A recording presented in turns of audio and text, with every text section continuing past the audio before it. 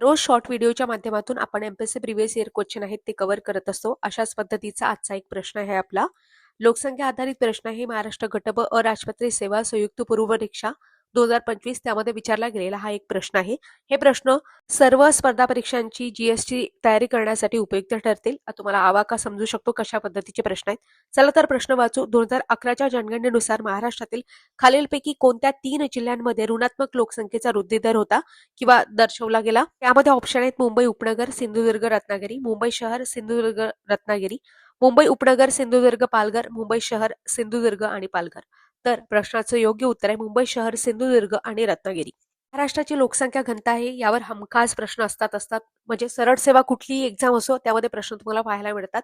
या व्यतिरिक्त एमपीएससी मध्ये तर हमखास प्रश्न असतो म्हणजे असतोच. लोकसंख्या हा जो टॉपिक आहे तो आपला डिटेलपणे माहिती पाहिजे आपल्याला. थोडक्यात याबद्दल मी तुम्हाला काही इन्फॉर्मेशन सांगते. महाराष्ट्राची जी काही लोकसंख्या जनगणना झाली होती 15वी जनगणना ती होती 2011ची जनगणना. त्यानुसार एकूण लोकसंख्या होती 11,23,74,333.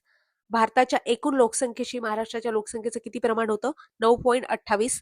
आणि लोकसंख्येच्या दृष्टीने महाराष्ट्राचा देशातील कितवा क्रमांक लागतो? दुसरा क्रमांक लागतो. महाराष्ट्रामध्ये सर्वाधिक लोकसंख्येचा जिल्हा कुठला आहे? तर पुणे आहे. यावर आधारित आयोगाने प्रश्न विचारलेला आहे. सर्वात कमी लोकसंख्येचा जिल्हा सिंधुदुर्ग आहे. त्याच्यानंतर दशकामध्ये सर्वाधिक लोकसंख्या वाढ झालेला जिल्हा ठाणे आहे. आणि सर्वात कमी वाढीचा जिल्हा जो आहे तो मुंबई आहे. कारण मुंबईमध्ये सर्वात कमी वृद्धी दर होता. आणि हाच आपला प्रश्न आहे. हे जरी स्टेटमेंट तुम्हाला माहिती असलं तरी तुम्हाला प्रश्नाचं उत्तर आलं असतं. ठीक आहे. लोकसंख्येची घनता आपण बघतो की 365 आहे महाराष्ट्राची. मात्र ज्यावेळेस आपण भारताचा विचार करतो भारताची लोकसंख्येची घनता 382 आहे आणि तेच महाराष्ट्राची 365 आहे. लोकसंख्येच्या बाबतीत सर्वाधिक घनता असलेला जिल्हा मुंबई उपनगर आहे आणि सर्वात कमी लोकसंख्येचा घनता असलेला जिल्हा गडचिरोली आहे.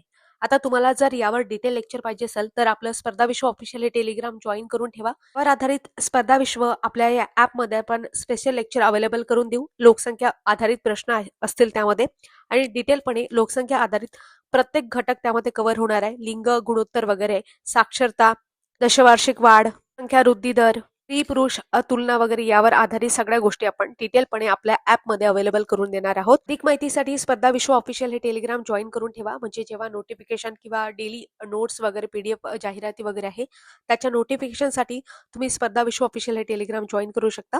तुम्हाला डेली तिथे नोटिफिकेशन मिळतील.